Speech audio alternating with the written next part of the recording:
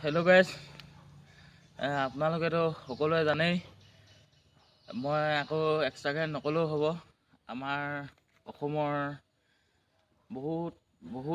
বহুতেই বেছি এটা মূল্যৱান সম্পদ বুলিয়ে ক'ব লাগিব। এটা মূল্যৱান সম্পদ আমাৰ অসমৰ আমি হেৰুৱালোঁ।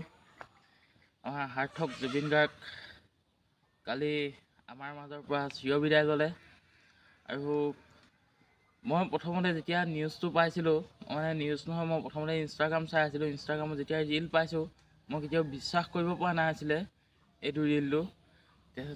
তাৰপিছত যেতিয়া মই ফেচবুকত গ'লোঁ, ফেচবুকত গৈ ইউটিউবত গৈ যেতিয়া গম পালোঁ আমাৰ সাৰ্থক জুবিন গাৰ্গ আৰু আমাৰ মাজত নাই, তেতিয়া খুবেই বেছি বেয়া লাগিছিলে।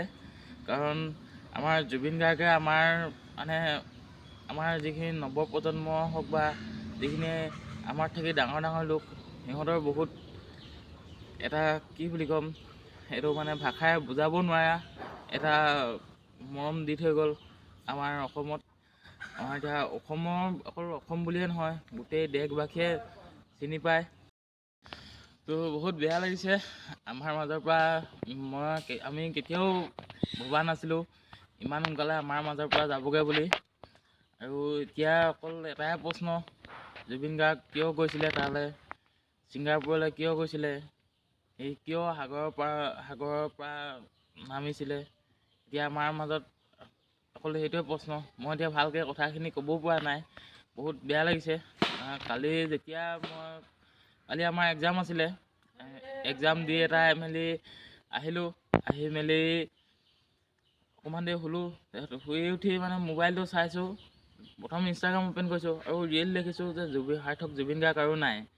তাৰপিছত যেতিয়া নেকি নহয় মই ফেচবুক খুলি চালোঁ, হোৱাটছআপ খুলি চালোঁ, গোটেইবিলাকে ষ্টেটাছ লগাইছে। চ' বেয়া লাগিছে, বহুত বেয়া লাগিছে।